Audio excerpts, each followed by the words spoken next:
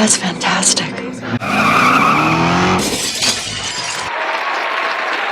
Thanks for watching my analysis of Nightcrawler, the 2014 neo-noir psychological thriller written and directed by Dan Gilroy and stars Jake Gyllenhaal as Louis Bloom, Rene Russo as Nina Romina, Riz Ahmed as Rick, and the late Bill Paxton as Joe Loder. You can find most anything if you look hard enough.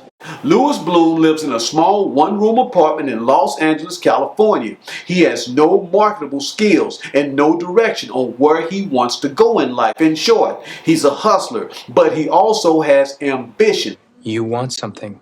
A willingness to learn. How about an internship then? He's organized. Don't answer me.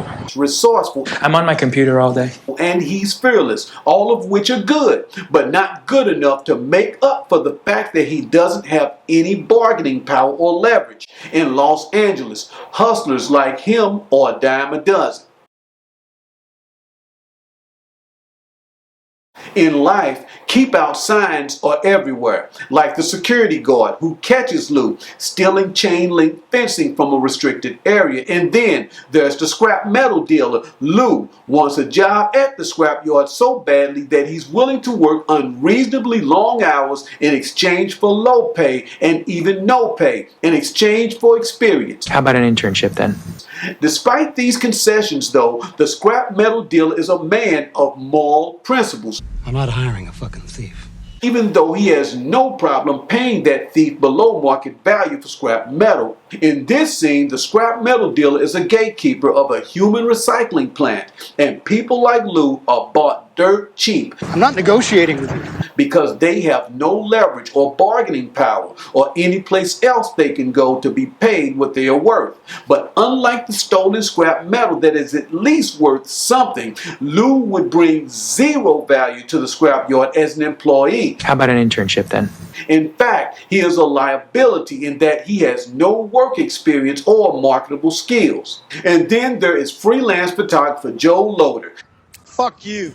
Who can afford all kinds of expensive gear, from high-end cameras to a dozen police scanners to laptops to a new van, and yet he makes it seem as though the freelance business is lousy or Flaming asshole of a job. But when Lou asks Joe for a job, Joe gives him the same cold shoulder that the scrap metal dealer gives him at the beginning of the film. Fuck you. Because Lou has no leverage or bargaining power or any place else he can go to be paid what he is worth. And there's also the cops, like the one who shuts down that crime scene on Tularosa Drive. Oh, what's happening? You think I'm playing with you? And that other cop at the fender bender scene refusing to divulge the meaning of a police code again. Keep out signs are everywhere. And gatekeepers too, like Nina, the news director at the television station, who blocks him from dealing directly with anyone else at the station except her. And he has to accept whatever she thinks his footage is worth. Give me a serious number. Due to the fact that he has no leverage or bargaining power or any place else he can go to be paid what he is worth. Therefore, when there are gatekeepers at every door and they won't let you in, you have to make your own door. Like Lou, when the scrap metal dealer I'm not hiring a fucking thief. and Joe Loder refuse to hire him, he steals a bike, takes it to a pawn shop. What are you after? Trades it for a police scanner and becomes self-employed. I'm not fucking interested.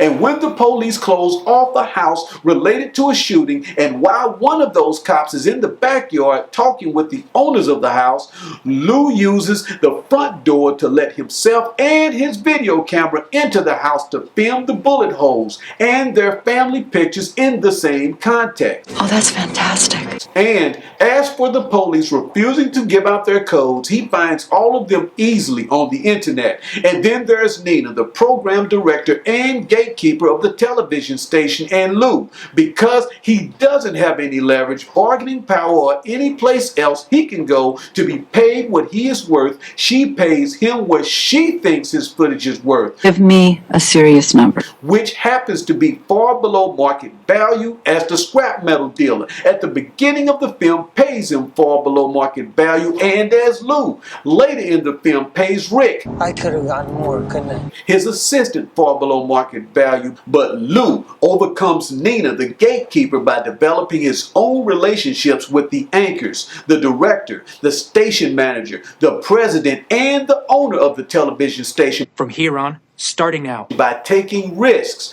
being innovative, and putting together a resume of quality videos, and due to this resume and offers from rival television stations, Lou builds up the leverage and bargaining power to hold firm on his bottom line price of $15,000 Okay. Really? for his footage of a well-to-do white family murdered inside of their home. And for good measure, he lets Nina know not to be questioning his bottom line price ever again in future negotiations. Got it? On the flip side, Lou's assistant Rick has no leverage, bargaining power, skills, or experience. But unlike the scrap metal dealer and Joe Loder of Mayhem Video, Lou offers Rick a position with his company and opportunities to explore career options and learn marketable skills. Doing what? As an intern. After all, Lou has no problem at the beginning of the film with trading his free time and labor for work experience. How about an internship then? But Rick is different I need money. and would rather be an employee and get paid right now instead of bartering his time and labor for work experience. And as Lou's company grows and he goes from driving a junker to a new late model shiny red Dodge Challenger, from one scanner to a dozen, and from selling videos to Nina at the television station to selling videos to her and sleeping with her, And as a friend. Rick's pay stays frozen nice and hard at $75 a night because he would rather have instant gratification than to work as an intern for long-term benefits. I could have gotten more, couldn't I? And as long as he is locked out of a fair wage and having an equal say-so in the company, Rick takes exception to Lou's immoral business practices, such as Lou filming a wreck involving their main competitor, Joe Loder, Fuck you. who had beaten them to the scene of a plane crash earlier before losing control of his van and T-boning a telephone pole afterwards. Now, as fishy as this coincidence seems to Rick, he cannot prove that Lou had anything to do with this incident. However, when he does get some dirt on Lou that he can prove, Rick kills 3 birds with 1 stone by also getting leverage in the form of blackmail, the power to negotiate a fair wage and an equal say in the company after finding out that Lou, his boss, had lied to the police by withholding footage identifying the murder suspects in the drug-related execution of the White family in their home. Unlike before, Rick can now go along with Lou's immoral and illegal business practices. He is now okay with the fact that Lou entered the home to film the bodies of the White family that was murdered.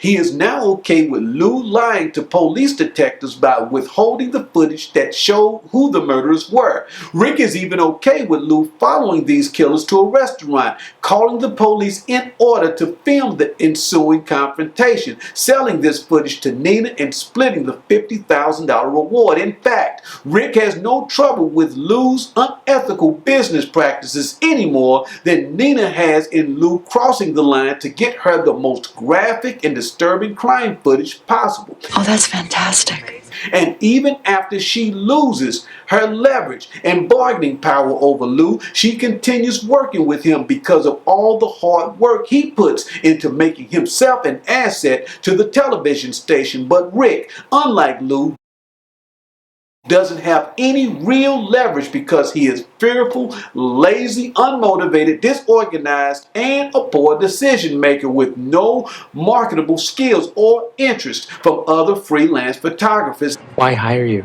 In other words, he's a liability. So when Rick takes away Lou's leverage and bargaining power by threatening to go to the police, Lou has no choice but to kill Rick. Not just for taking away his leverage, but also for not giving him anything of value to compensate for taking away his leverage. In other words, Rick had not taken the initiative to make himself an asset to his company, as Lou had taken the initiative to make himself an asset to Nina's company. Otherwise, they could have continued to do business. Here's a few things you may or may not know about Nightcrawler. Did you know that Nightcrawler only costed $8 million to produce and was shot over a 27-day period in 80 locations? Did you know that to prepare for his role in Nightcrawler, Jake Gyllenhaal went on a diet of kale salads and chewing gum and lost almost 30 pounds in order to become how the director saw his character, as a nocturnal being driven by its never-ending hunger? Did you know that to prepare for his role as Rick in the movie, actor Riz Ahmed researched homeless shelters and met with homeless people on Skid Row? Did you know that to prepare for her role as Nina in the movie, actress Renee Russo said that she recalled instances in her life when she crossed moral boundaries out of desperation and fear? Did you know that review aggregator Rotten Tomatoes gave Nightcrawler an approval rating of 95% and that most critics consider it a career-defining film for Gyllenhaal, with Christopher Orr of The Atlantic going as far as ranking his character and performance with Robert De Niro's character performance as anti-hero, Travis Bickle in director Martin Scorsese's 1976 film Taxi Driver? By the way, I agree with the comparison. Did you know that Nightcrawler is Dan Gilroy's debut as film director after spending several years as a screenwriter? Anyway, thanks for watching my analysis of director Dan Gilroy's 2014 neo-noir psychological thriller Nightcrawler, and be sure to give it a thumbs up, subscribe to the Godfather of Cinema, and hit the bell for more film-related videos like this one. I will see you soon.